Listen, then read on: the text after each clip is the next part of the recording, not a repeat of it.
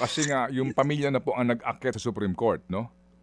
Opo, oo, kasi nga na-freeze sila eh. Opo, Na-freeze. opo. Ang maganda pa rin sa desisyon na ayan, sabi ng Korte Suprema, hindi porkit narehistro mo ang ari-arian sa pangalan ng asawa mo, ng anak mo.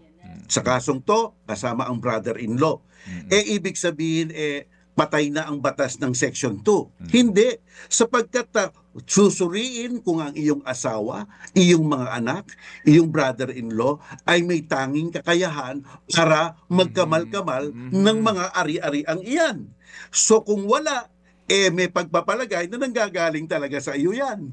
At kasi ang nangyari dito sa kasong to, yung iba naman inamin nila. Pero yung mga pag-aamin nila, sabi nila, pinahawak lang sa amin yung perang yan.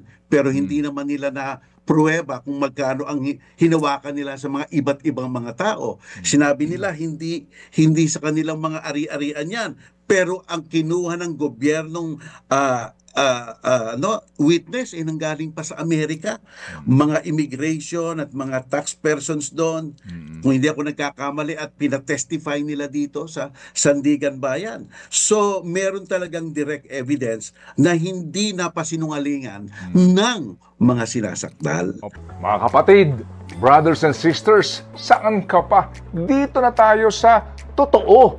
Dito na tayo sa True FM. Mga kapatid, mag-subscribe and follow po kayo sa social media accounts ng True Network PH. Yan po kami, hanapin nyo lang True Network PH, Facebook, Instagram, YouTube, TikTok, and podcast.